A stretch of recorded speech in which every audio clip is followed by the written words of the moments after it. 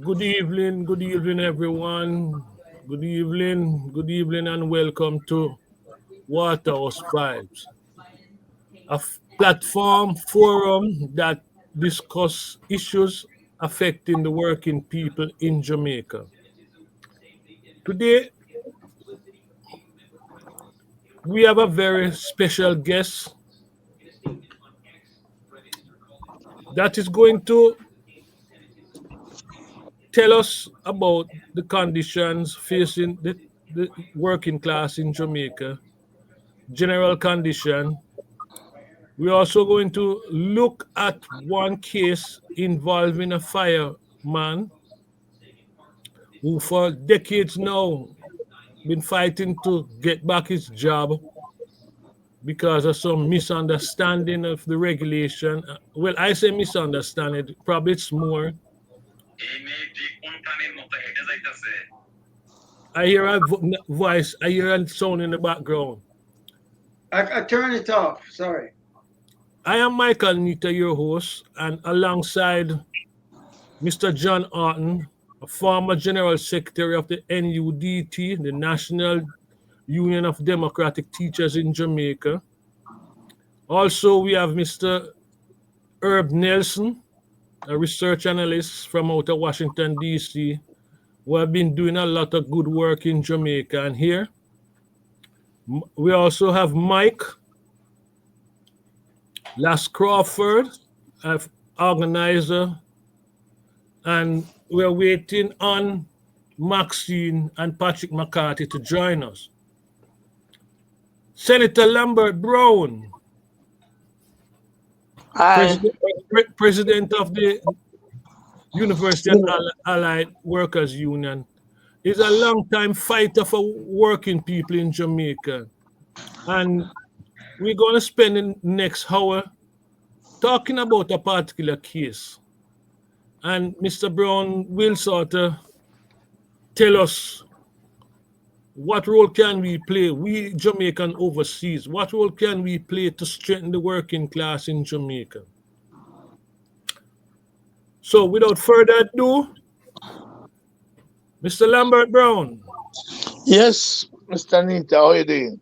I'm good I enough. ca- Good. Thank you for the introduction. But I must say that this year marks 52 years of service to the trade union movement on my part.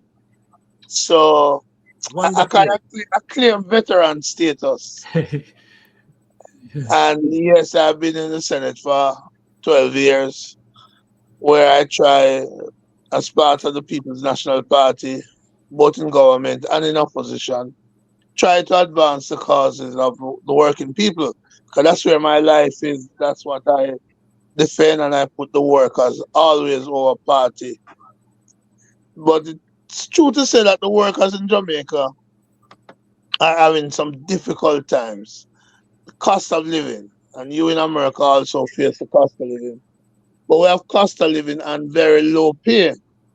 The bulk of our workers are on minimum wage or just above minimum wage.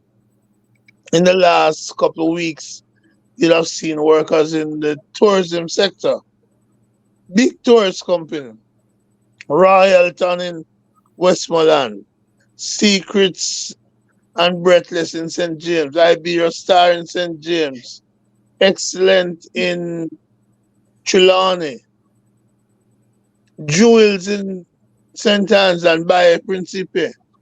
These are foreign owned hotels, but the workers there are poorly paid. In fact, some of them indicate that they are working like $2 and change per US per hour. So they and the cost of the minimum wage, just above the minimum wage. Minimum wage in Jamaica is $15,000. And transport to take out a big part of that cost for the workers. They don't live beside the hotel. They have to travel some distance to go to work. And then when they go to work, they get poor quality food, if any food at all.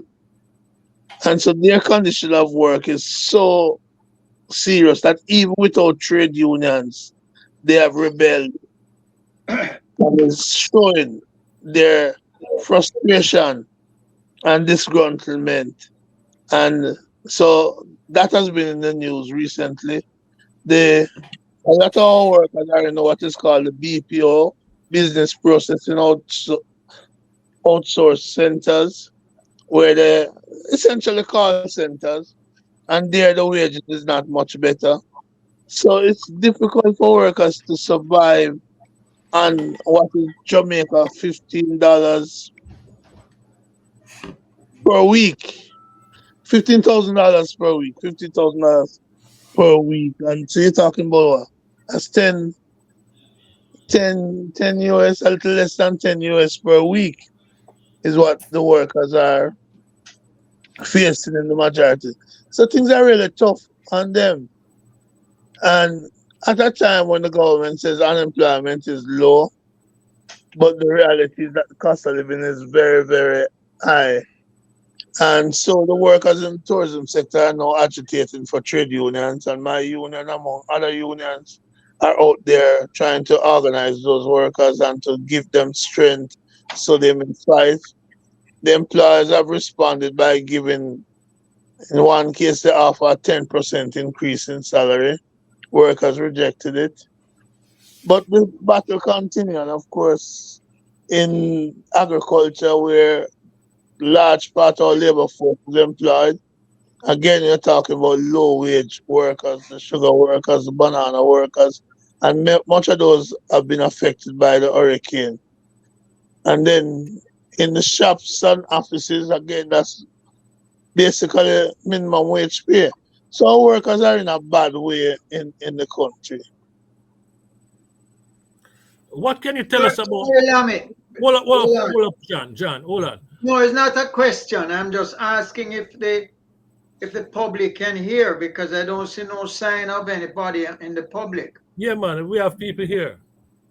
Oh, Not in the chat, but I'm monitoring that. We have people. okay. Lami, what I wanted to tell us about is this new feature of the working class where people are working on contract, right? So what can you say about that? That's a new thing we observe in Jamaica. It's Contract work. but yeah, by new you have to understand that before workers tend to be treated as employed full time, indefinitely, permanent employment. Now, since 1975, when the Labor Relation Industrial Dispute Act came into being, allowing workers the right to join trade union of their choice and allowing for workers to be reinstated if they were unjustly terminated by their employer. New grounds were broken. In response to that, the employers have sought to go to what is called short term contracts. So people are employed for 3 months at a time, and that 3 months is rolled over, or 6 months, sometime 1 year, but most time it is 3 to 6 months. So by the time you try to organize a union, they could fire you and bring in a new set of workers, and there's no benefit for you because they're saying you only have 3 years contract. So if you come to Jamaica and you drive on a toll road, for example, the government has granted those toll operators a license for 49 years to operate the toll, but they're employing the workers on 6 months and 1 year contract. So you'll have workers there for 15 years and 1 year contract being rolled over. So issues like pension, workers won't be able to see pension benefits. Sometimes leave benefit, because you are 6 months, you can't get maternity leave, you can't get it. So, and as I say, if you try to organize the place, because there's a large unemployment pool, they just terminate you and bring in a new set of workers. But there is fight back taking place now against this fixed term contract. I know Mark Golding, Peter Phillips before him has committed the PNP to bringing a law into being, as is in the United Kingdom and in other countries, where you have to show justify objective. a reasonable objective why the person should be on a fixed term contract. For example, if a worker goes off on maternity leave now, you need to cover that. So it's okay to bring somebody for 3 months to cover the maternity leave or for some other short term purpose. But you can't have people working, as in one case that came to my attention last week. A worker at the UDC Orcharius. She was employed in 2020, and in 2024 they come to terminate her. And all she's been is on a series of rolling contracts. So there's no permanency, there's no pension for her. And that's the condition that the workers face. So to the extent that you guys are abroad and you can see legislation or other policy measures that have been taken to curtail this, and I know the US is worse than us, we welcome those suggestions and we welcome the lobbying that you may offer to reduce this type of work. In fact, the International Labour Organization, the ILO, have a recommendations against this type of work because it's not unique to Jamaica. And as I say, other countries, Australia, others have passed, the United Kingdom have passed laws, and it's time for Jamaica to bring that law. In fact, I know that next week, Friday, I'm going to be introducing in the Senate a resolution calling for a select committee to be established to review all laws and to make sure that the abuse of this fixed term contract is outlawed. But John, Lambert, John, you wanted to ask a question. Any No, question? no. I want to ask something, Mikey. Okay, go ahead. Lambert, Yes. some time ago there was some ruling on the contract work, especially affecting security guards. That ruling was not in terms of their contract work in the security industry. That those rulings were not, Fully honored. and they were not honored in other areas of the Jamaican workforce. Well, let's put it this way. That's another form of the so-called contract work because when they put you on a 3 months or 6 months or 1 year contract, they are saying that you're not a worker, you're a contractor. Yeah, But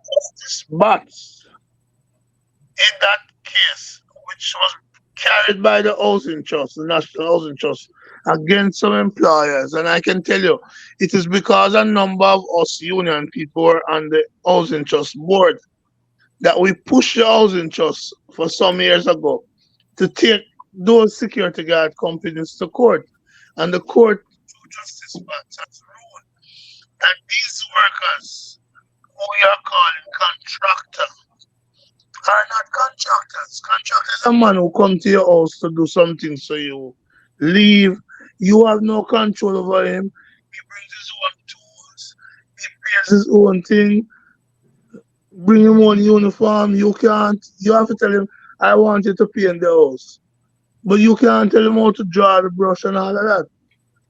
You can't tell him when to take his lunch time, when to smoke, if he's a smoker. But with the security guards, the companies control everything about them. When they come to work, where they work, how they work, the uniform they wear. So there's a control and direction of security guards. And Justice Band says these people are not contractors, these people are workers. And so the company ought to be paying the housing trust benefit for those workers.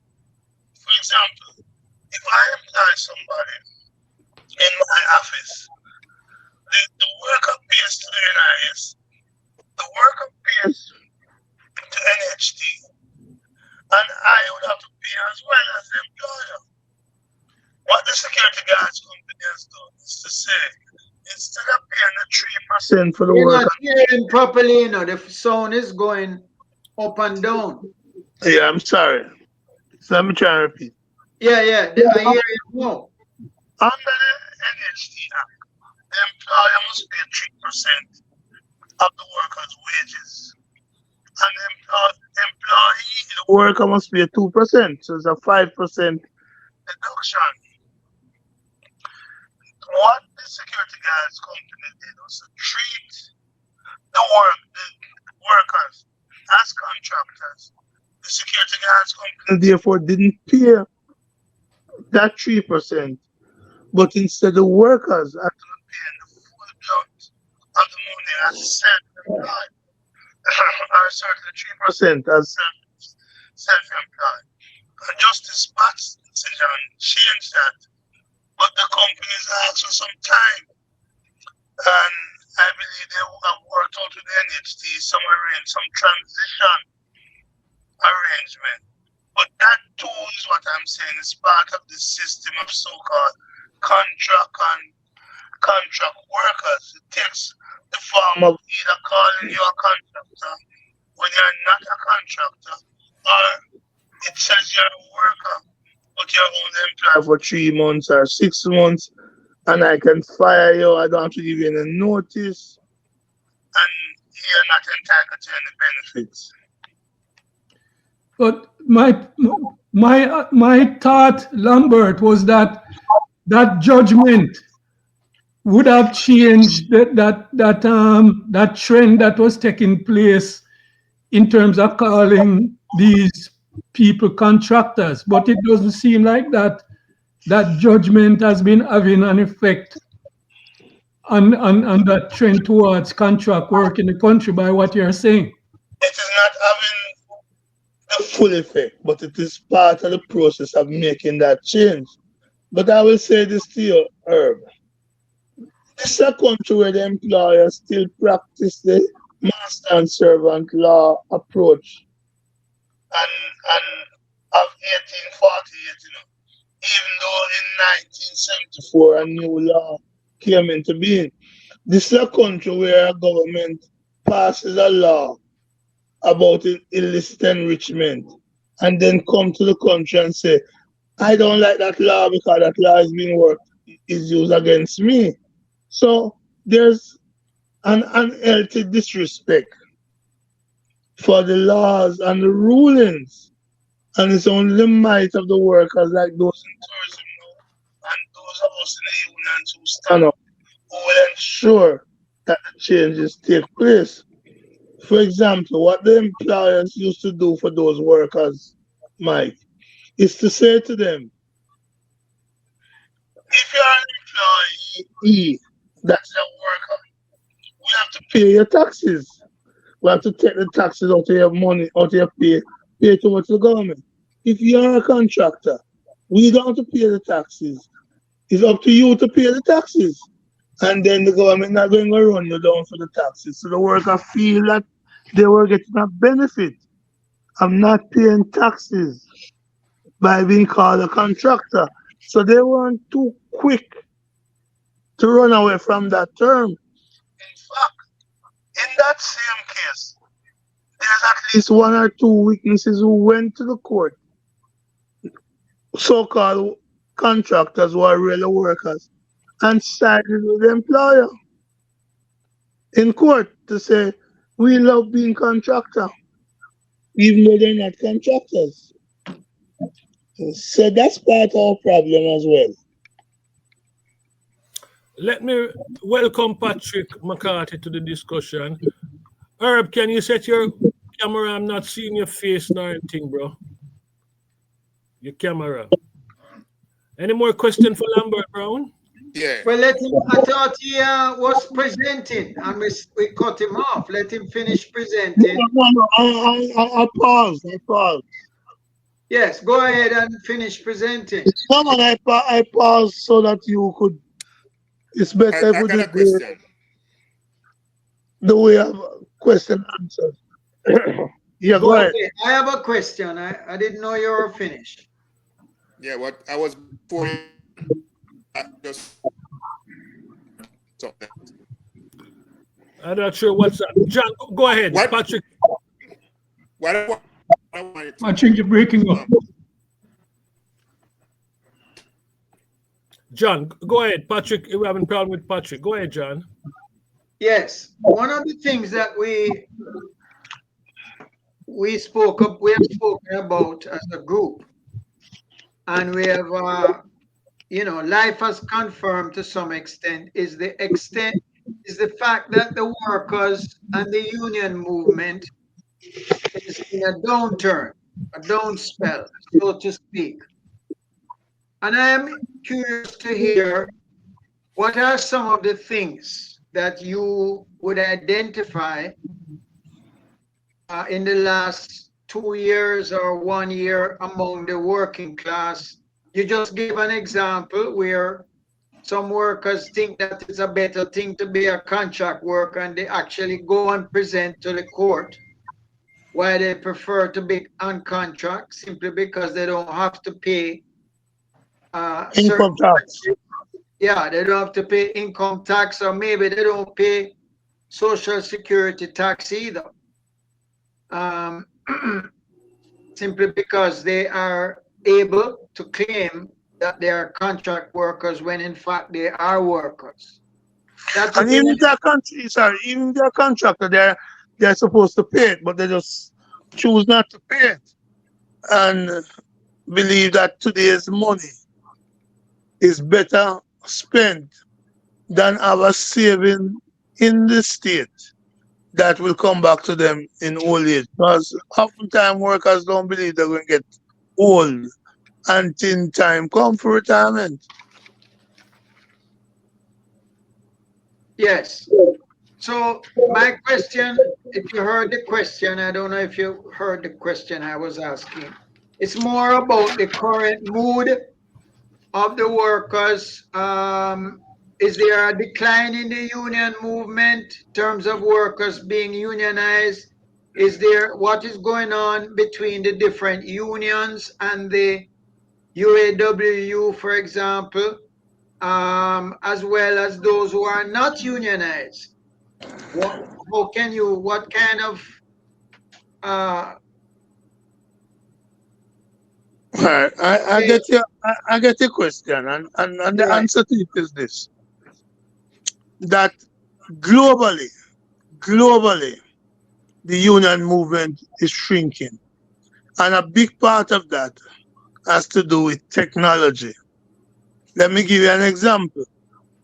In 1938, a big part of the industrial action in Jamaica was on the wharfs. Technology has changed the nature of work on the wharf. Bulk containers rather than bulk. Handheld computer. Exactly. So, I mean, I'm familiar with it because I did my MBA exactly on that you issue. know, Sorry, I was saying that I'm familiar with it. When I did my MBA, one of the functions of the MBA group was to study the wharf, and that was before they brought on handheld computer. So I can immediately identify with it because it was, when our study from the MBA up at university, we went there and we discovered that this was a new thing that the wharf was looking at. Sorry to interrupt. I could identify right away with that issue.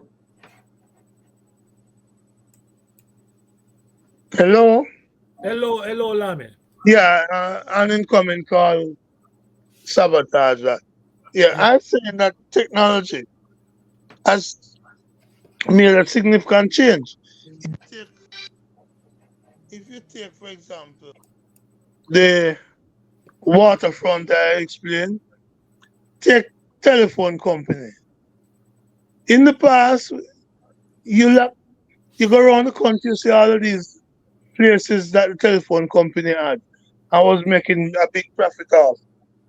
All of that has been shuttered now.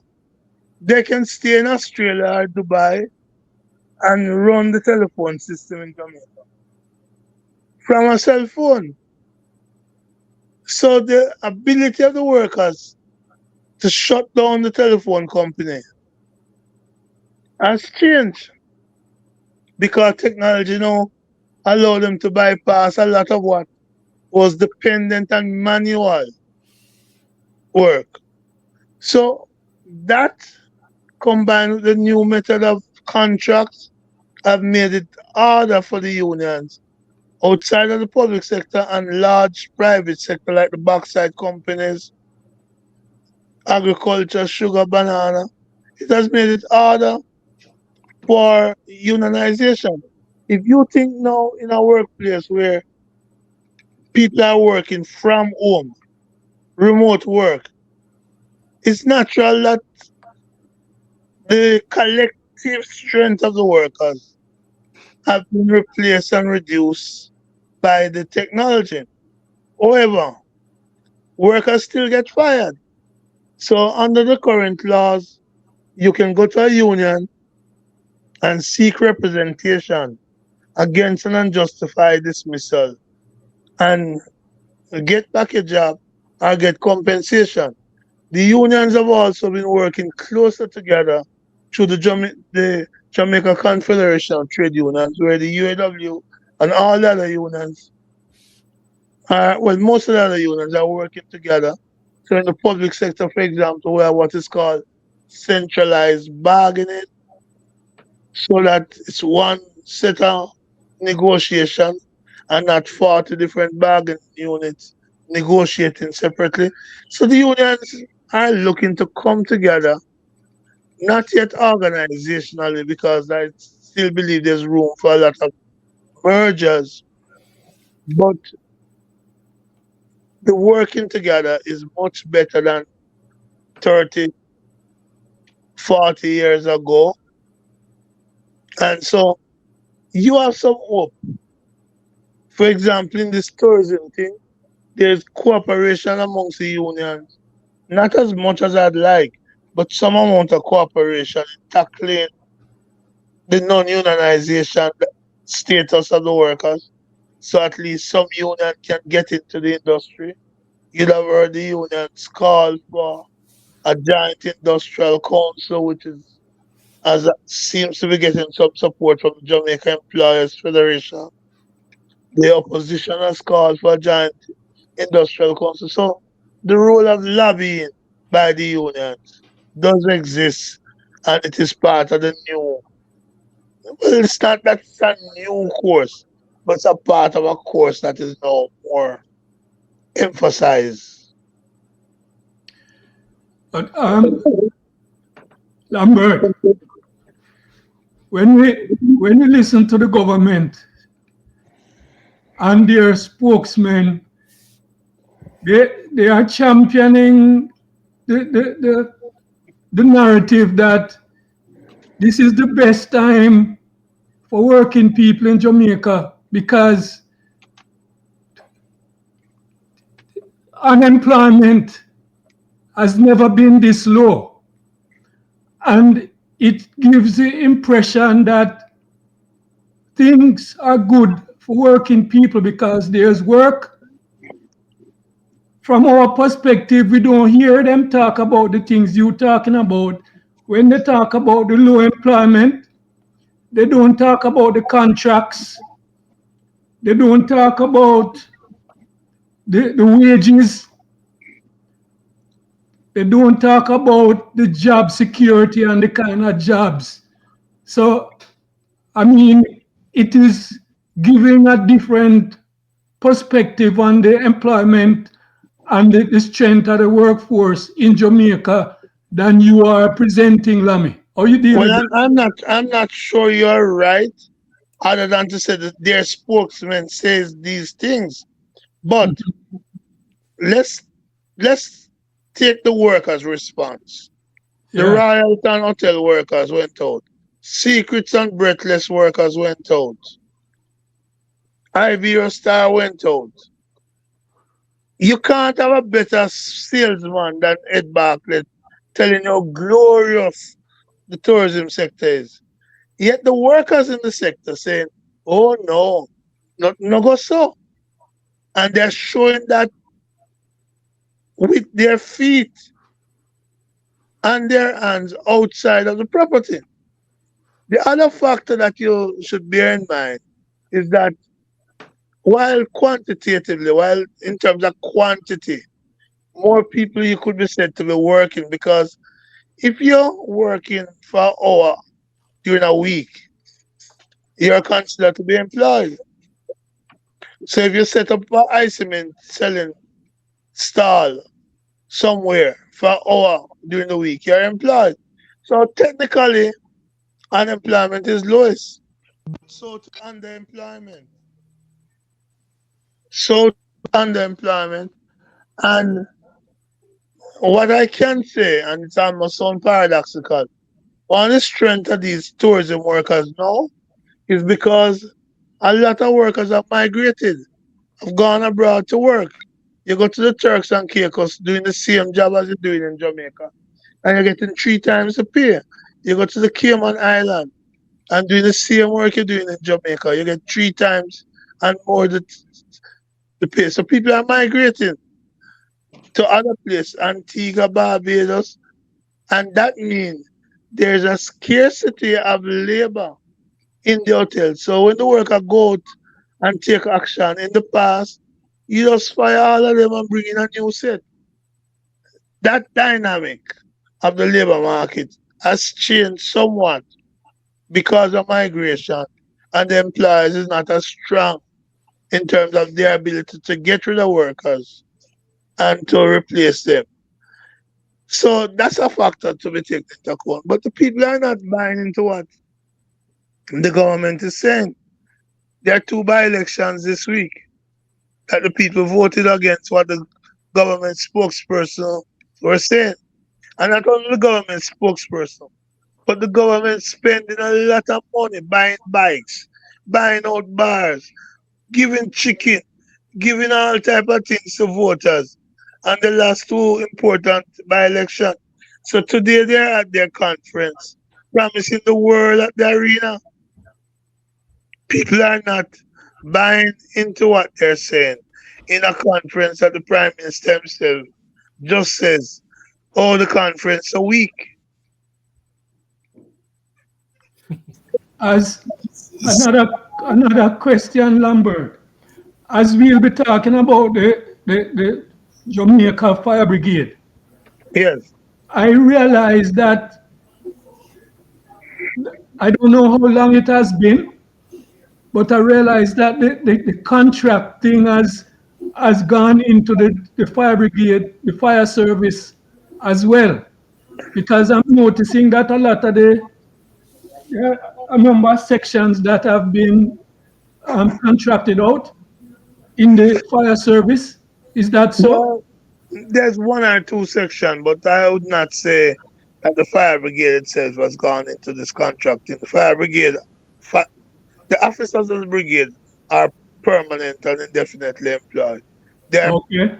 but what you have is a more politicizing of the fire brigade board, and they run things because the fire brigade has its own board.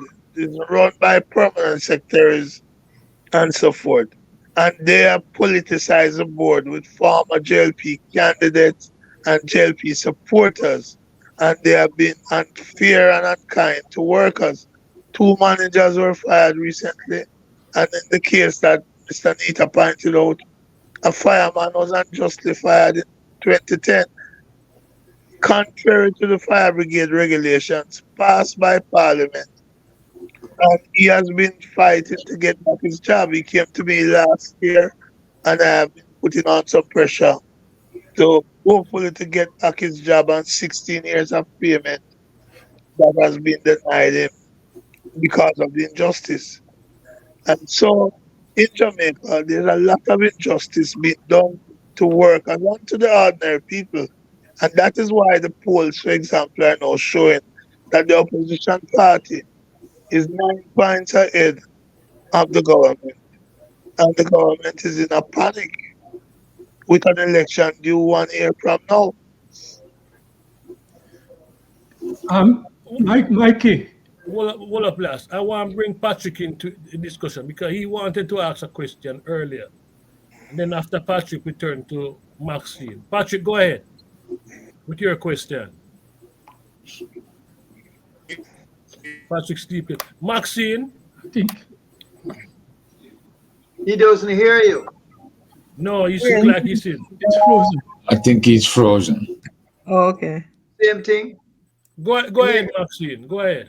Yes, I've been listening to the review and overview by Dr. Lambert, and I was remembering a recent article or presentation by the Honorable P.J. Patterson on the anniversary of the labor movement and seeing how critical it is um, to the formation and the development of the political parties, the Patrick, you're in. state of labor.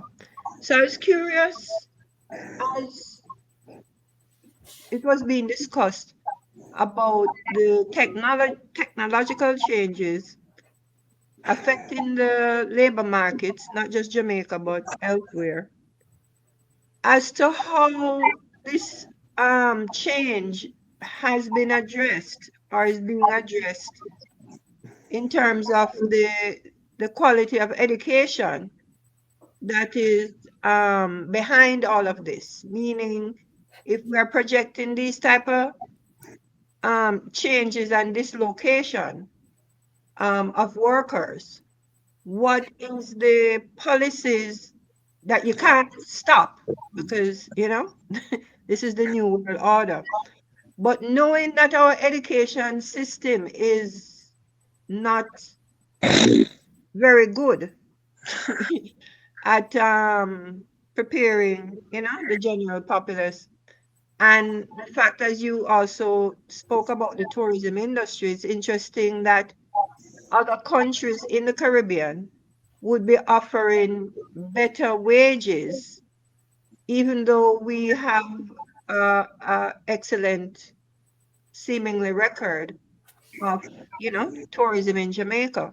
So I'm more listening and saying like, okay, what is the preparation of the governing class, whether in government or in opposition, in planning for this massive um, change in the workforce? And in this transition, obviously, a lot of people are going to be dislocated and either have to be re-engineered or re-educated to, you know, have work. Yeah, So, you're absolutely correct. And I can share with you my response. Several years ago, I said to the government that the nature of the work that is being done in the public sector, for example, will require, with the introduction of technology, and technology certainly can come, a re-education and a retraining, a reskilling of workers for other areas, be it to be self-employed, so you train them in skills that they can be, or to go into other areas of the economy. Let me give you one quick example. We still in Jamaica sort our meals manually. The technology has long passed where that can be done with machines. I remember some years ago going both at D&G and Ray Neville and saw workers with magnifying glass inspecting the product. You know, have machines that do that. Those workers no longer have a job, even if they're still there doing that. And they're not. So how do you prepare those workers for the future? Now sometimes the workers resist it. Because I remember going to the post office and saying to the workers there, technology is going to take away your job. And workers said to me, no, that is 666. That is the mark of the beast. It will not come. So a lot of workers still don't understand the technology is coming. So I developed something called the MAP, my alternative plan to where I'm working now. Because your job is going to disappear.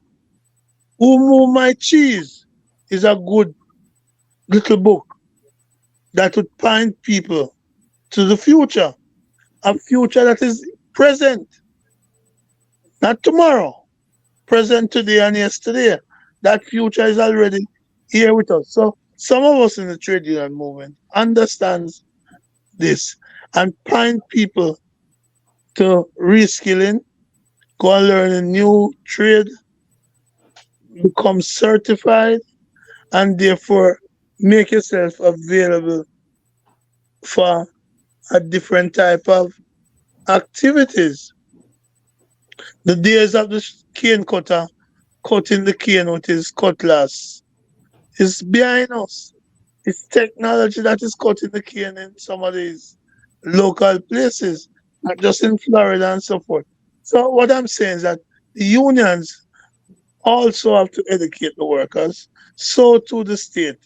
But a lot of talk takes place in the state, which is usually how our government operates in Jamaica. We talk and we talk and we talk and we talk.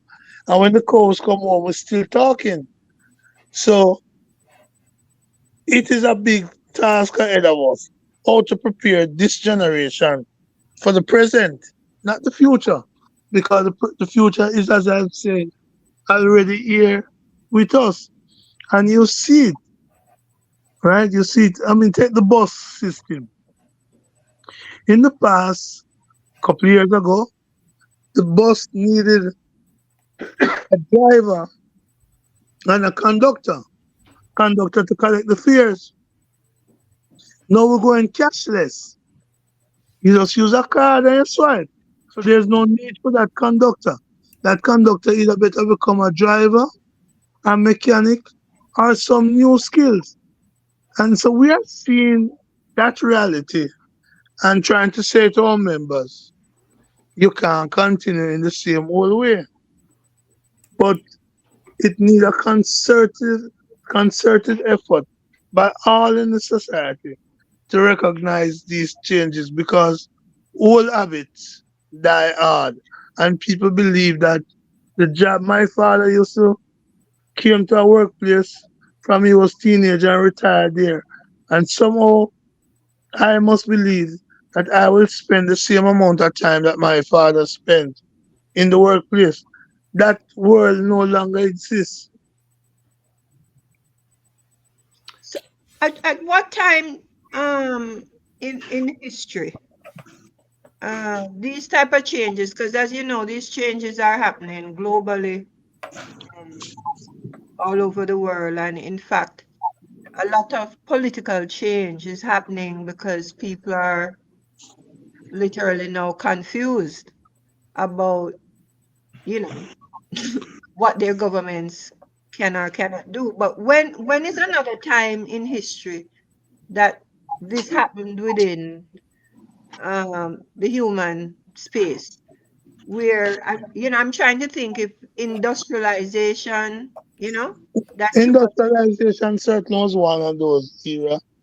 And if you take it long, long term, from slavery to serfdom to capitalism, this has always been happening. You Happening. know, I like to say the more things remain the same, is the more we say they have changed.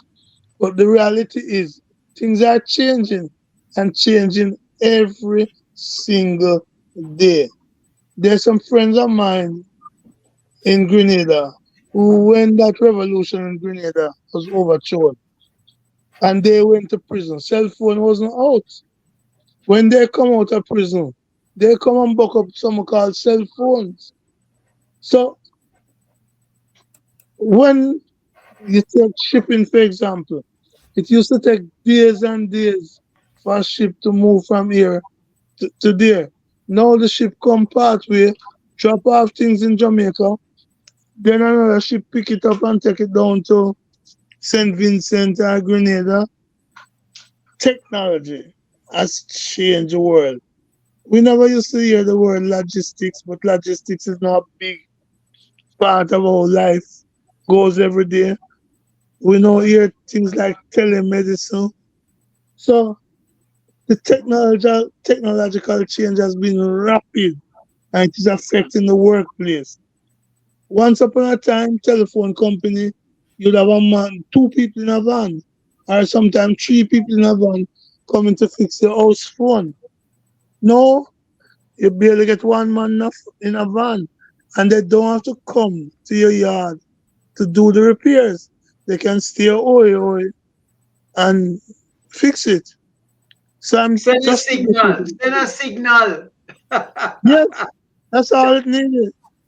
So if the capitalists that own the businesses and all this machinery and technology are making huge profits and dislocating um, labor that cannot change quick enough by either government or educational institutions, etc. Their profits that they're making now, enormous profits, is that now to be focused on in relation to how, whether it's social welfare, etc. Because if they are not, I mean, if technology is supplementing owners of capital and businesses to do without labor, I mean, how is that being treated? Because if I'm a company and I'm making $1 million a year with labor, the technology making me more profitable, is that where we are going to look at now, that these companies that are making up these profits now without the need for, you know, for my services, but I still have to live and eat and whatever, and they're making more profit. Yeah, How, but how that's where it's going. C. Carthy, Patrick MC Carthy. That's where Um, life is going. That's where the world is going. And not only that, let me add one other thing. Out of that profit, they can bribe politicians. So the politicians are the ones who need to change the laws. And you find the laws are being changed slowly, if at all. So a simple thing like in our hotel industry, to put in place protection for our workers, to put in a higher minimum wage for hotel workers. Our government is going to be slow because come election time, I need to get some money. Not me, no, but some of the politicians think they need to get some money from the company to help their campaign to buy a couple of votes. So it's a terrible cycle that we have in the world. Jamaica is no exception. Lamia, Yeah, I hear what you're saying about technology. Okay. But from all that you've said so far, it seemed to me that the working condition for the workers must be more oppressive. So my question is, in spite of the technology and what have you, why aren't we seeing more protest action by the workers? so I come back again to the issue. I protest and I'm on a 3 months contract. I'm likely to lose my job. So half a loaf or one slice is better than a whole loaf. That's part of the thinking of some people. And so you're not going to find that the form it takes is protest. You might see somebody make some posts, and today everybody is a journalist. So people may be exposing some things and getting outsiders to lobby on their behalf. That's the different form, in other words. In the past, if I protest, as the hotel workers have protested in recent times, I shut down the business. If now when I protest, the business continues, what is the effect of my protest?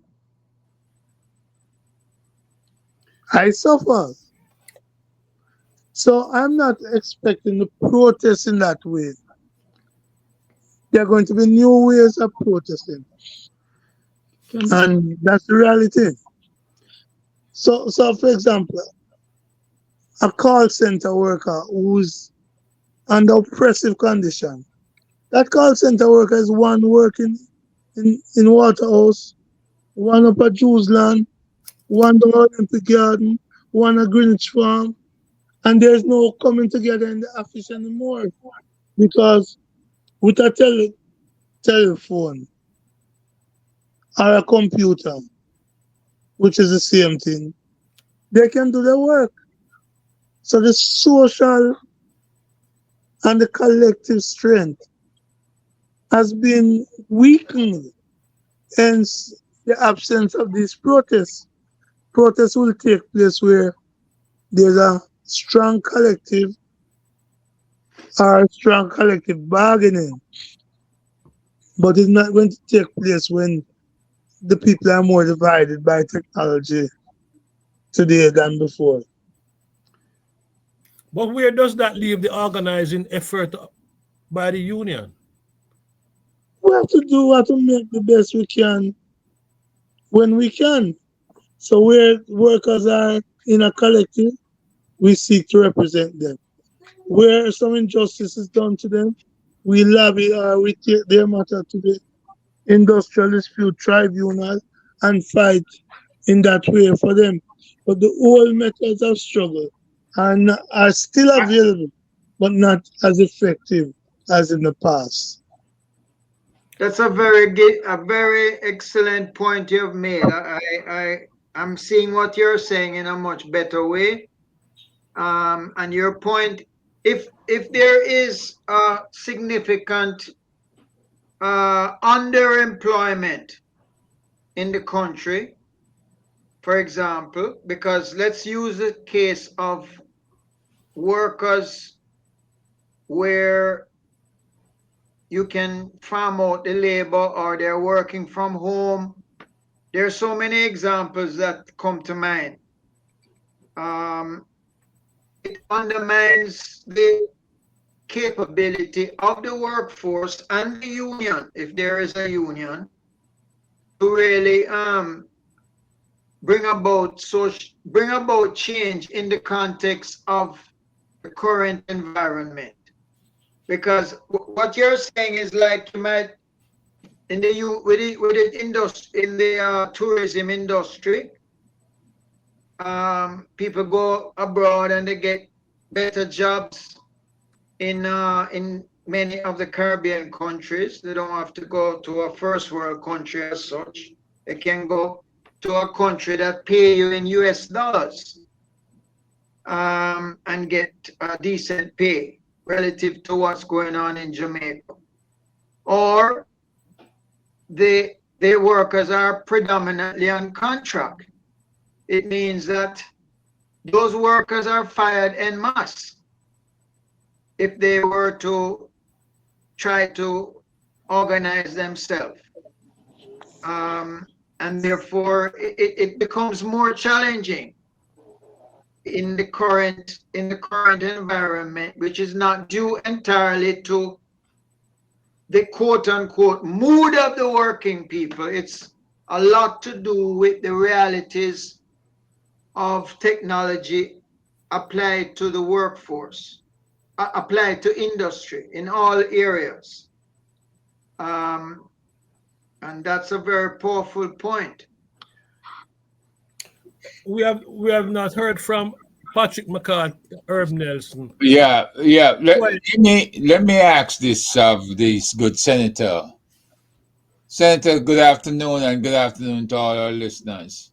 I've been putting stuff out in the chat, Senator, talking about AI and robotics, right?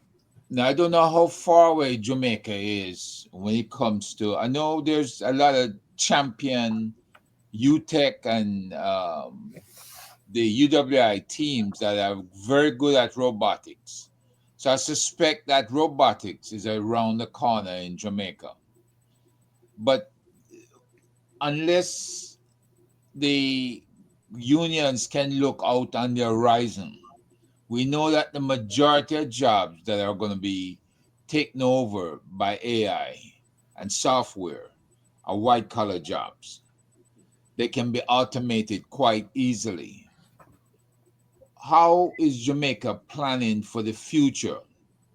Is there a move afoot to plan for paying people to stay home, for instance, putting people on allowance once they've been replaced?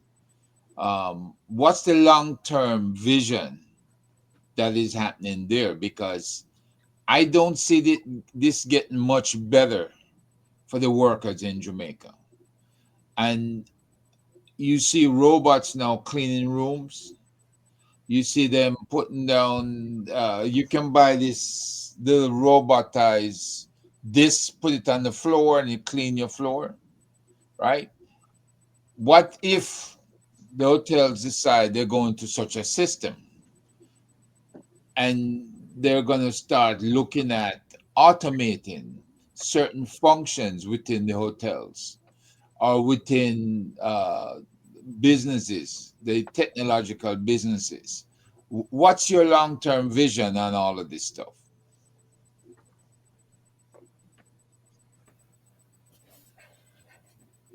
Lambert's gone.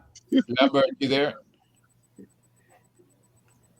I'm not hearing. I think he got cut Higher off. level of the knowledge industry so that they can be the ones fixing the AI, You're doing the programming. breaking up. You know, we didn't hear you from the start. Sorry? Senator, yeah, you were cut off for the last 30 seconds. So can you start over and give a response? Thanks. Yeah, I'm saying that my vision is the need for training of your workforce at the knowledge level to be programmers of these robots, to be makers of these robots, and not just to be spreaders of bed and cleaning the floor. Long time from when I was a child, the coconut brush was replaced by a floor polisher, and the vacuum cleaner came after that. So the technology has been That's right. coming all along.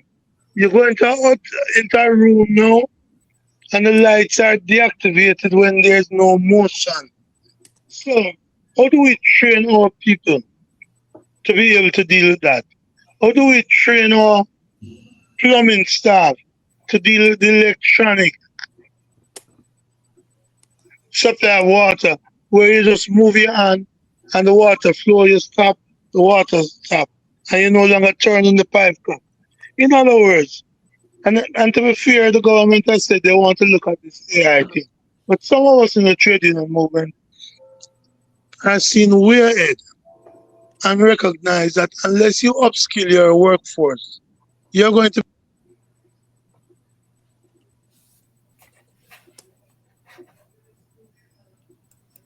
Get it cut off again. Right. Can't hear you, Senator.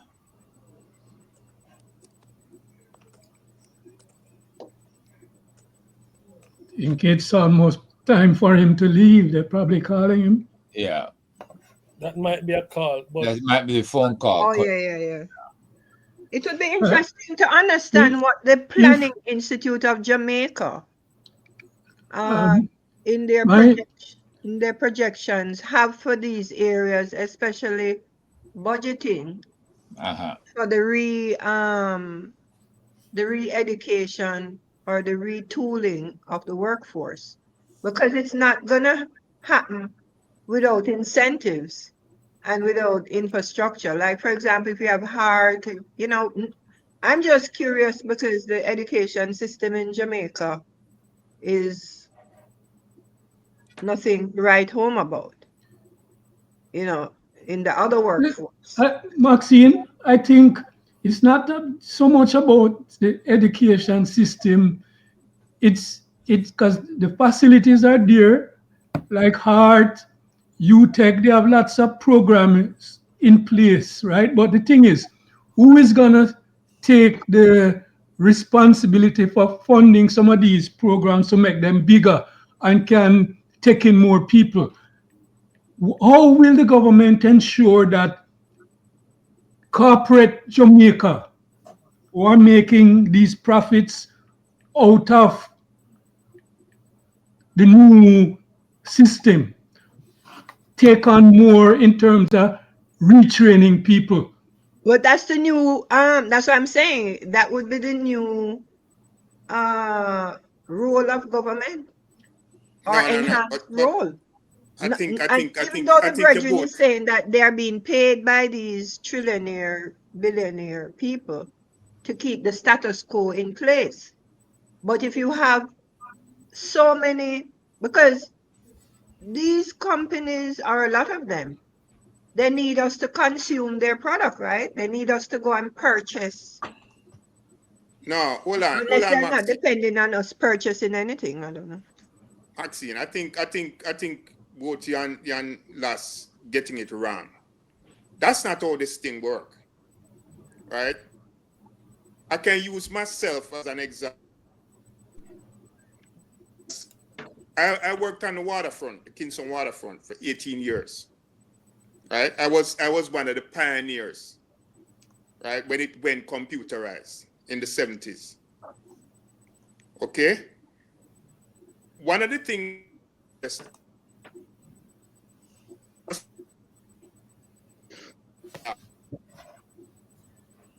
You're referred this breaking book. up, Pat. I referred this book before. Can you hear me?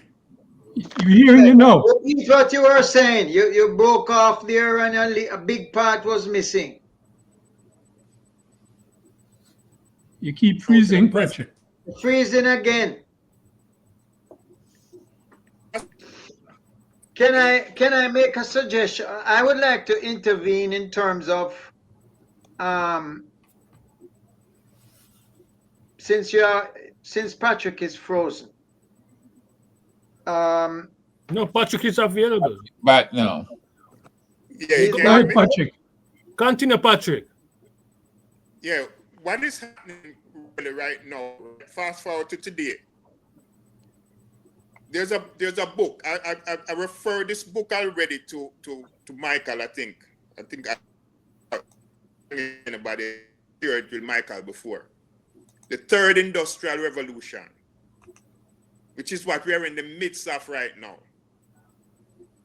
Right? It is the technological revolution. That's what it is speaking. And the matter, the educational part that you mentioned, Maxine, it is not the way you deal with the education part is a retooling. It's not retooling now, right? I think that would have to be because they're not looking at reading and coming, right? They're not looking at old people like me, right? For go back to anything to deal with what's happening. They deal with who is coming out of it. So this is where the retooling of education comes in. Something that would have had to have started. You raise a question about planning institute and what their vision may be, should be. And it can't be one that's focused on what's happening now. It has to always be focused on what is to come, which means that you can work retroactively to correct what is happening now. You have to already have the plan in place to deal with what's happening.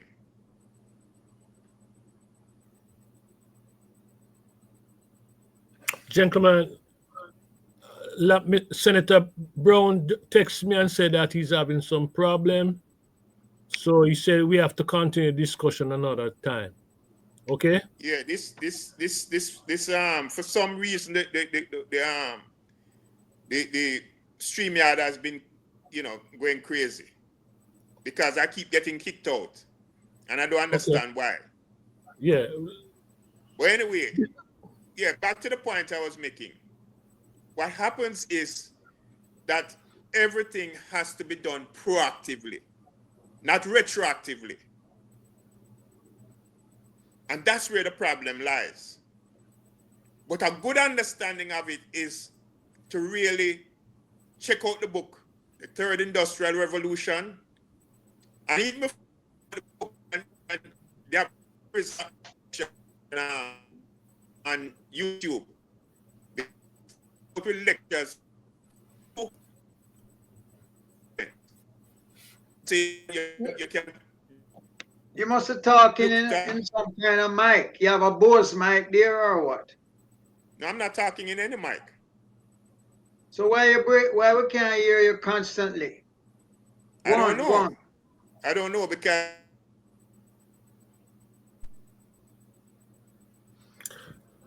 I can I respond to Patrick a little bit? Yes, go ahead. I understand what Patrick is saying, that most of the people who will be coming new into the workforce should be trained. And the education system would be preparing some of those new workers. But the reality is, Patrick, regardless of the new people coming into the workforce as it is at any point of change will there have to be retraining, reorientation of the entire work system have to take place. And that reorientation is going to cost, right? Whether it is preparing for the new people or retraining and retooling the people that are already in the workforce, it is going to cost something. The point I was trying to make is that government, right, need to ensure that some of that cost is not just borne by government, but is also borne by the people who are making the profit of the change that is taking place. Because as we see, and Maxine alluded to earlier, is that when the change is coming and people are benefiting from using software and less workers, their profits are soaring. They're profiting from that system, right? So they should also bear the cost of creating that change. It shouldn't be a thing that people say it is a problem for the education system or it is a problem for the government. It is also a problem for the people who are employers and the people who are benefiting most from the system.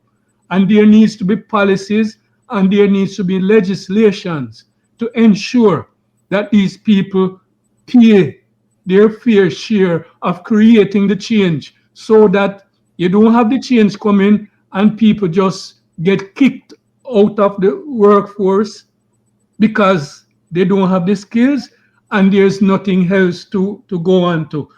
Maxine raised a point about how you deal with situations of like taking care of those people, whether it is like what kind of benefits the system will have. Because some people who will be kicked out will not be able to be retooled because of age, because of number of other issues.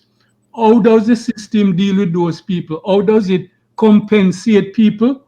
How does it accommodate and assist those people? but here's I here's have a question. here's here's the thing. Here's that, right, as I said. It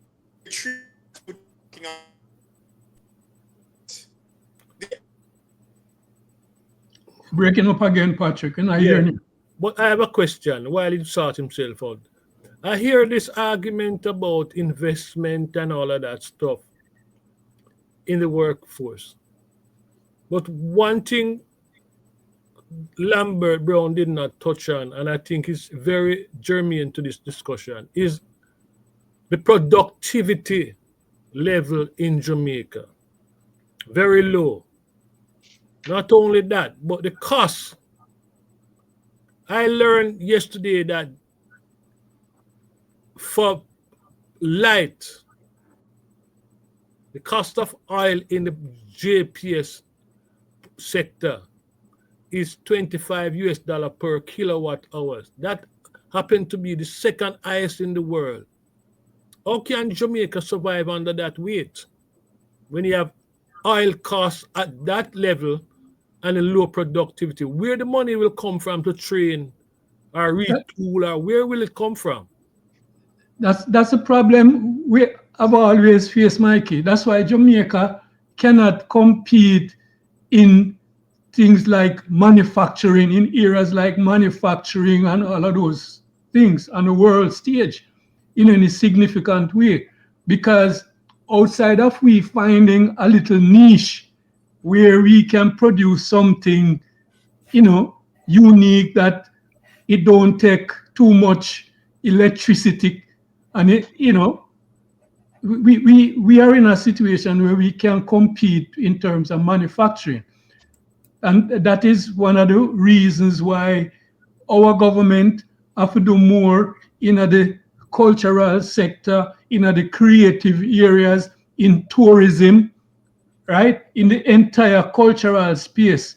Those are the areas in which we have significant advantage.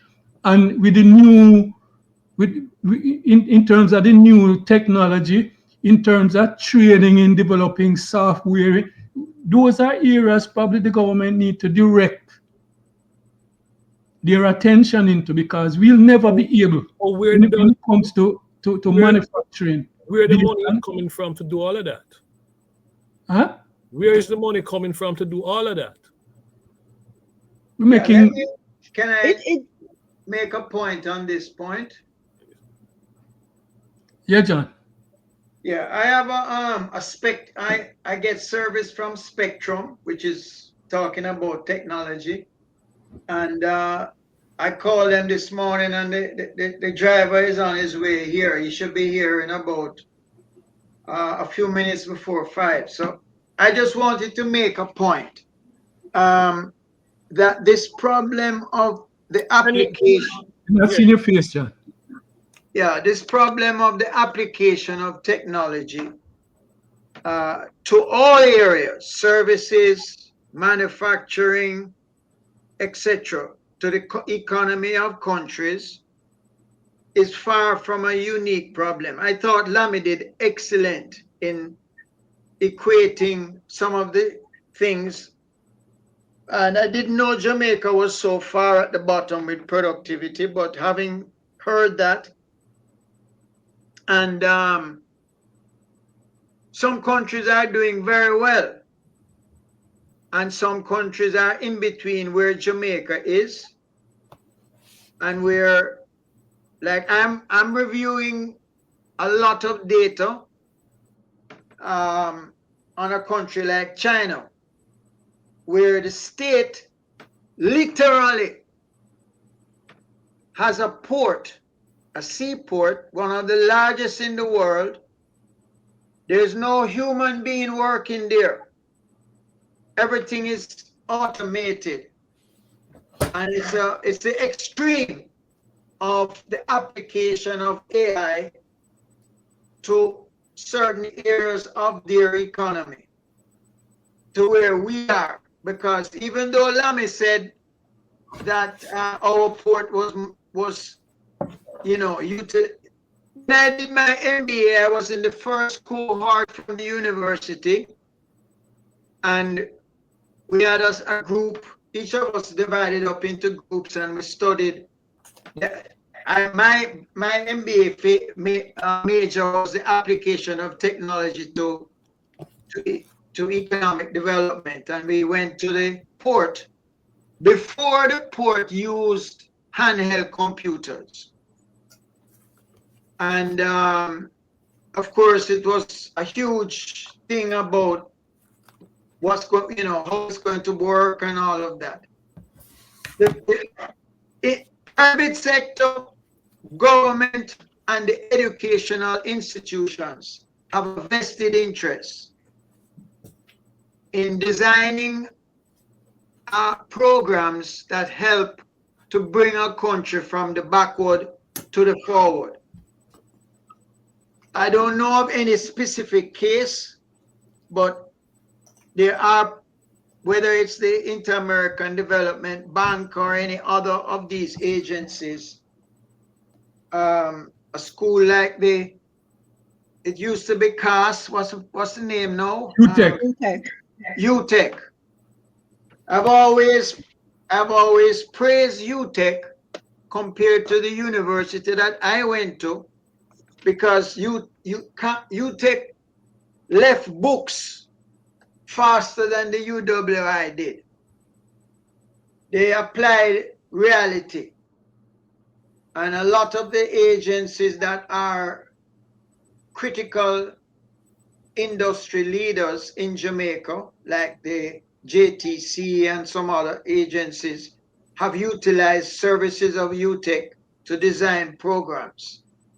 So to me, it cannot happen without significant, not just the funding, but the manpower to create in different sectors of the country that are most important to Jamaica's advantage. And tourism would be one. The other one is, what is it? Lami mentioned it about, what you call it, when you, logistics. It would be another. And there are different sectors where this is happening, whether it's like in a company like Dennis and Geddes that make beer, etc. There, I can't speak no with any authority on how it would be applied. But this has to be the only way. It cannot be done by any one group. And the purpose of that exercise will be to retool, retrain, re-educate the existing workforce to be more productive and to apply technology in the way that we are seeing glimpses of it in the US. The US is way behind many of the Asian countries. Singapore, Hong Kong, many of these countries are already ahead. And part of the reason why they are ahead is the fact that they have a holistic approach to applying technology, and they also have a basic education system. For example, the emphasis on the so-called STEM, science, mathematics, computerization. These things have to be introduced if you want your workforce to be up there, or introduced in a more broader way and applied to those that are working, whether you're applying it in tourism, etc. It's not an insurmountable task, but it can only be done by government and private sector and the top of your educational systems. When I say the top, at the UTEC level or the UWI level, and maybe there would be some programs that can meet the needs of a workforce that cannot get up to speed. But John, we have dealt with the manufacturers, business people for a long while, and they haven't shown us, they haven't demonstrated to us an interest into that sort of direction that you're suggesting. The private sector in Jamaica, I think, is one of the most backward group of folks. They unless the government dictate these approach, I don't see the private sector taking it on themselves and running ahead, implementing these changes that you're asking about. Well, the normal way in a capitalist system for that to happen is to incentivize the private sector. And certainly there is a competitive requirement. In other words, for the business to be competitive, whether in the Caribbean or in the region or in the world, there is a case to be made for a program of that nature. I would not go as far as to say nowhere in Jamaica does it happen, because when you begin to study from the macro level, you may not see it, but when you go into the industries, you can see examples of it. Just like how, for me, I look at countries. I look at what countries are doing to bridge this gap. And clearly in some of these countries, Singapore, for example, it is the state that take the lead. But they are not putting a gun to the private sector. They are able to provide incentives. For example, I went on a course years ago, many years ago, I would say maybe when I was in sales, I used to pay for a course offered by the American Institute for Training and Development. And when I went on one of these courses for productivity, a productivity course, there was a big delegation from Singapore. And it wasn't the Singapore private sector. This was the Singapore government sending these people who were leading a program in that country to transform the labor force, including government workers. So, I'm not saying that I don't have a measure of where Jamaican working people are, but how else are you going to do it? We are not a country that run based on like the Chinese model, where private sector, there's a good, strain a bit, because the complexity of China is very much not appreciated from abroad, but many of the things that are happening at a local level, where incentives are provided to regions for certain. Right now, if you look on YouTube, you will see that they have created robot. They had a big marathon in Beijing, and 4 robots was running in the marathon. And these were robots created at a local level. This is not from the government coming down and putting money into some of these programs. So I only make that example because I think there is a big variation between the Asian economic development and what we are used to in the English-speaking Caribbean, which is really at the bottom end when it comes to productivity. There's no question about that. John, I just wanted to interject. Watching a documentary 2 nights ago, they now have robots that can carry babies. Carry what? Babies. Who? Robots. They have developed a robot that can do that. Eric, who has developed that robot? The Japanese. John, John, that solved the problem. It leaves a lot of questions, Mike. I know your mind racing over there. Maxine, you heard that? You heard what Oh, Herb is Lord. saying?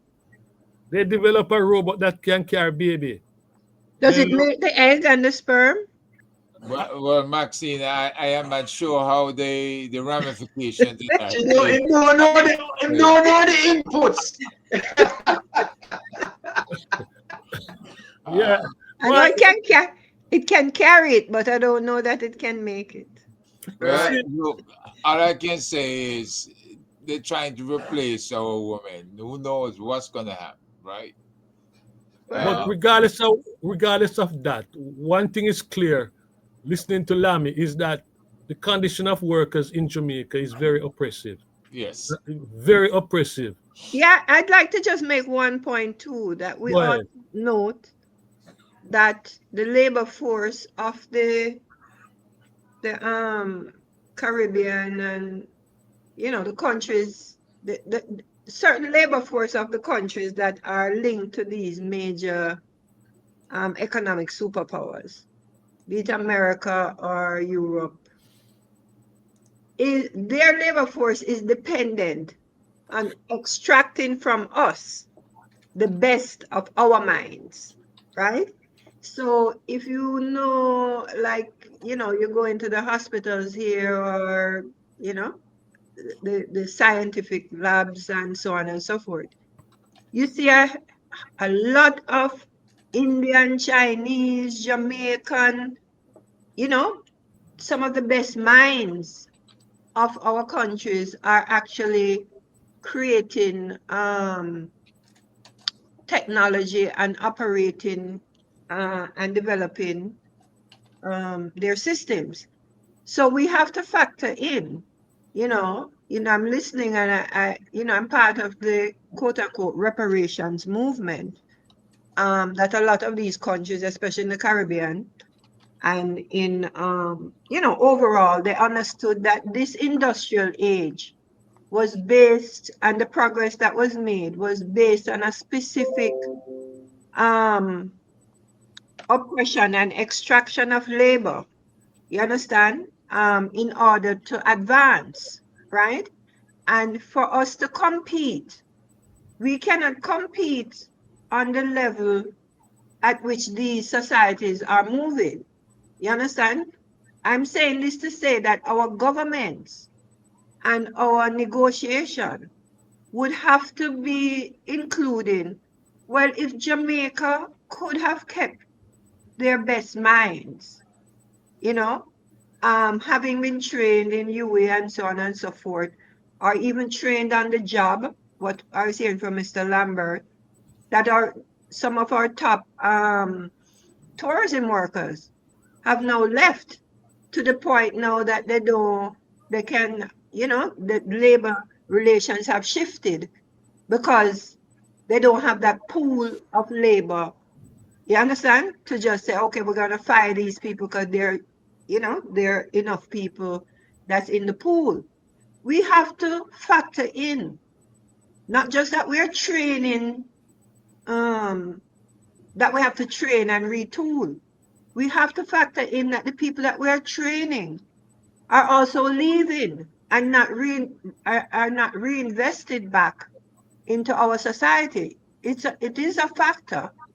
And it is You, a factor that these places that they're going are selling, are exporting back their goods and services to even To us. compete to us. So even if we wanted to make a telephone or innovate some technology, we're still at a because you hear the thing, Maxine. You make that's a wonderful point you make. A very good observation. But here's where it's at. It has to do a lot with government policy and the government how they're thinking about development. Because look what's happening. We have a government who is boasting about low employment and the lowest employment in the history of the country and all of that stuff. But what are they doing? They are creating a situation where they're going into things like business outsourcing, where they are creating services for the high technology. They're providing services for the high technology moving countries. And we taking up the bottom of the barrel jobs, the little service jobs to answer the telephone and to create the orders and all of those things. And they're not creating skilled enough jobs to keep our brightest people here and pay them well. If we are creating jobs, right, which utilize the people who are properly trained and pay them well, we would not have to be creating policies to take the business outsourcing jobs to answer telephone and make orders and make billing, whatever, right? Because that's what's happening. And then because it's those low paying jobs that we are screaming off from these countries, we don't have the facilities in the country that can keep the brightest people here and pay them well. And that's a problem we face. So those countries send us the bottom of the barrel jobs and they take our brightest minds to build their workforce, their skilled workforce. And until we have a government who try to change that kind of dynamics in the economy, we're gonna always have a brain drain, and we're always gonna have a low productivity in our economy. Because what is business outsourcing doing to the productivity of the country? What is business outsourcing doing to keeping the brightest technological minds and finding them good paying jobs to stay in Jamaica? It's not doing that. And it is interesting because in all of these countries, the Western Union remittance money is now a major input into the economy, meaning to say that they're actually the leaving of the people to go and work in these markets and remitting, a portion of their monies home, not just for Jamaica, but it's how the system is type of created that, like you say, if you have a government, you ought to have that in mind, that this is what you are Faced with. managing. Yeah. You understand what I'm saying? Like, how, or at least inform the people that this is where we live. Like, we're just going to school here to go abroad. And then when you go abroad, then we'll send back more of your money or So you some have to kind of work, you policy. have to work 2 or 3 jobs in America to survive. No, but what I'm saying, I'm not talking about that part, the survival No, part, I because know, I know, I know. you're But I'm still, just saying, it's not heaven as they make it out to it's be. not Heaven, heaven, but right? you are still a mother or a grandmother or someone that you have a family back home that That's you're right. still connected to. But what I'm saying, this is something that is now ingrained to become a policy, that remittances, I don't know what is the percentage of the remittance. At And the thing least is that, 30, at least 30 in Jamaica. but the remittance doesn't come back in and is reinvested in a way, because remittance is, it's not a policy like, the remittance, it's millions of dollars or whatever, but it's still not helping the It's development. about 30% of GDP. Maybe Mexico have more than we do, but this Yeah. is the But point. we ought to be conscious that and educate the people. You understand? And educate, when I say educate, Point lobby. that- Right, but the point that Lass is making, which is related to the point I was trying to make at the previous meeting I was at, not last week, the one before. This is a systemic problem of the relationship between the uh, less developed country and the big imperial power.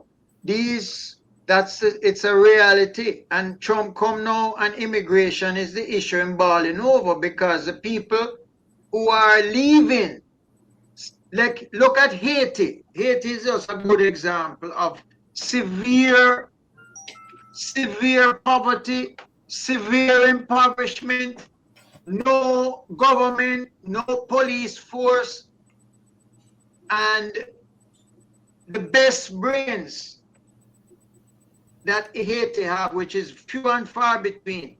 But with us, we can talk about the nurses, we can talk about the teachers, the doctors.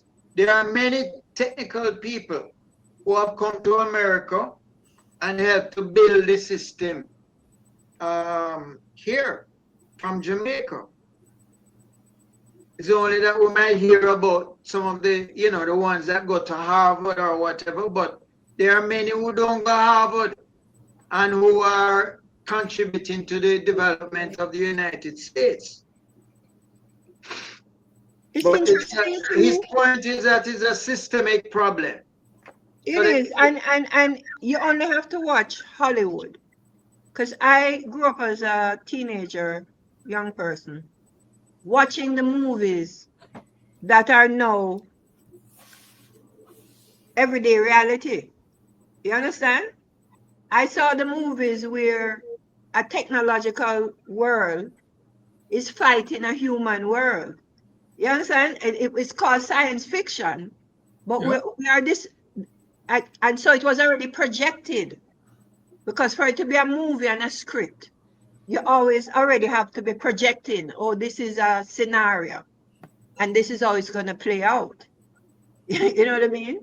And it's interesting to me at this stage in my life to be like looking and say, but wasn't that the Jetsons cartoon? Wasn't that Flintstones? We are living some of the things we used to watch on TV. What's on TV as cartoon but it's still people projecting. So we ought to be projecting too, not just looking at projections. Yeah, but Understand? here's the In a problem. more Here's the beneficial problem with that, and Maxine. advocacy way. No matter how much the movies project, if our government is not aware, fully aware of where Jamaica is on the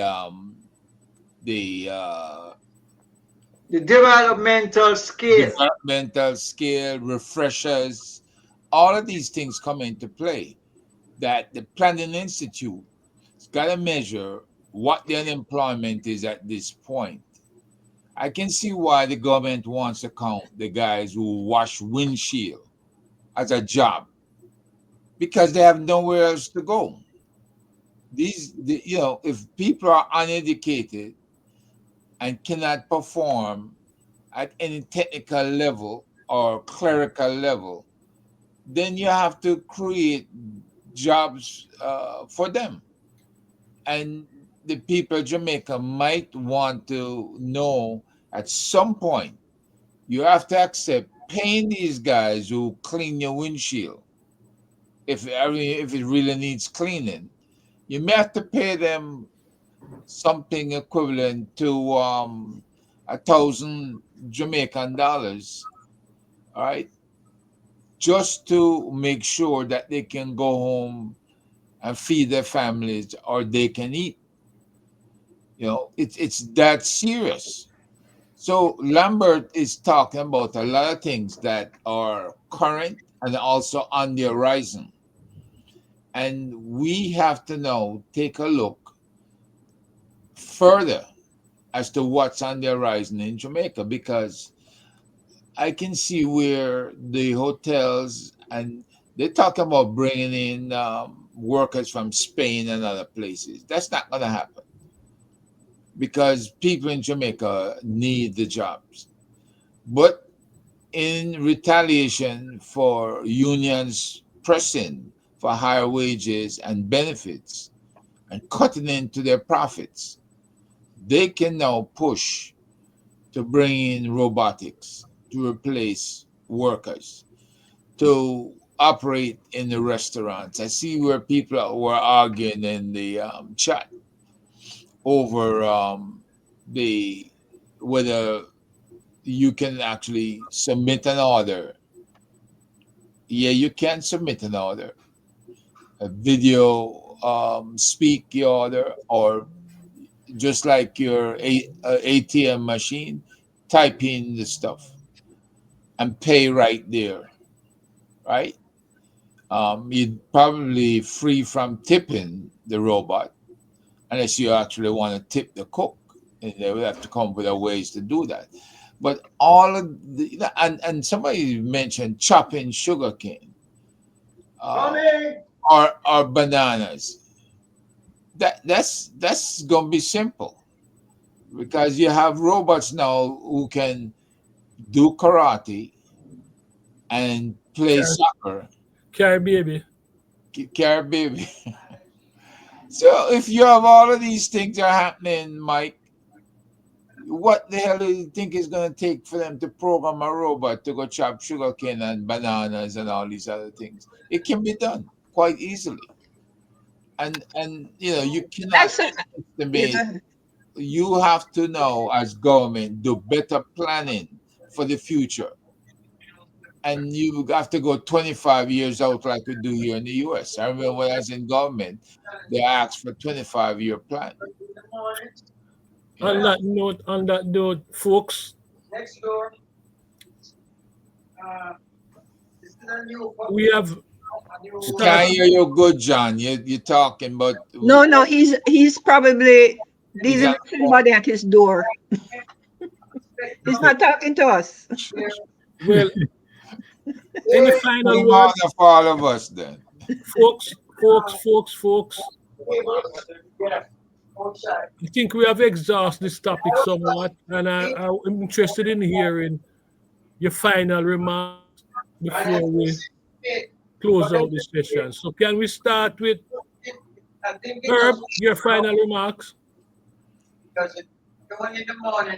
Yeah, yeah, John Yeah. still. Mute John Mikey. Can you Mike, mute? you better mute John. Okay. All right. Go Mikey. ahead. Go ahead, Yes, Look, folks, Herb. it's Go been ahead. a very interesting discussion. And if we have not stimulated our audience, then our audience has to understand. I said a long time ago when our good friend from Tesla introduced the the the oh God, Electric the car. Tesla. the AI application. When he introduced that, right? He was the first one to do it, Elon Musk. He introduced that application. I said there and then, oh my God, things are going to radically change. I say it's going to be slow for people to realize the impact of AI applications, but once the rich figure out ways of saving money, your best bet is probably not. I used to say you could repair the robots itself, or you could repair um, elements of the robots. But look, they're going to use another robot to do that. So everything is going to be automated, and we're going to be entering the Doctor Who stage. If you look up Doctor Who online, you're going to see um, the the presentation by the British of what our future could possibly look like. But it is here, and we have to encourage government to do right by its people. Now, you talk about Bill Gates. What is Bill Gates thinking for the future? He's thinking that we're gonna have to start culling our population, not allow it to go to 8 billion in the world, but we're gonna have to kill off some more people in plain terms because government cannot survive and private sector cannot survive having to feed and house unemployed people. in a massive numbers in the near future. So I want you to think about that. Okay. Last final word. I I am I am not pessimistic about the present AI revolution that's taking place. I think with proper planning, proper training, proper application of the new technologies to the areas where we have advantage, we still can apply it to tourism and it still be profitable and suit our people. We still can apply it because the world economy is becoming more and more of a creative economy where people can stay in their own homes, in their own spaces, and create things, right, of value, right? Can participate in the cultural space, in the scientific space, and it can contribute to the overall development of any country's economy and Jamaica's economy. But it needs planning, it needs training, and it needs direction from government. It can be a situation where a government only wants to say that it has 4% unemployment and disregard the status of those people who are employed. These people are low skilled, low paid, right? Without benefits. That's not development, and that's not the kind of employment that we're looking for or Jamaica will need to take it forward, right? We need employment where the people coming out of training in our educational institutions can find decent, well paying jobs that they can stay in Jamaica and contribute to the development of Jamaica because they're not forced to run somewhere else to take up the bottom of the barrel jobs somewhere else just to survive. Maxine. Yes, well, my thought is that as parents, whether single or double, we ought to really look keenly at our children as they are our economic future and develop a. That's historical information, Maxine. It don't run like that no more. No, I'm saying we have to know because they are much further ahead in the technology area. They're, they live their lives on their phones, etc. Maybe socially, but it is now an avenue of economy. So I'm just saying that, outside of all that, the serious governmental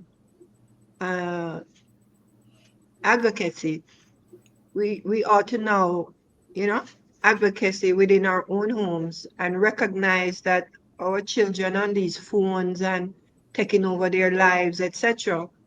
We ought to be steering them towards the economic goals that are on these same devices that they know more about than even us. So I'm going through it within my own life.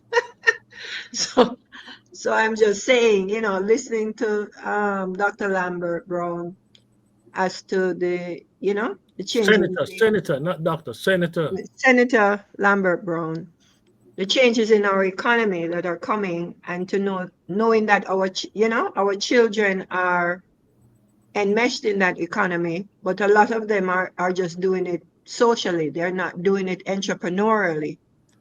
That we ought, as parents, to be guiding them and advocating for them to merge it into business. There are other things, but John, that's my thought.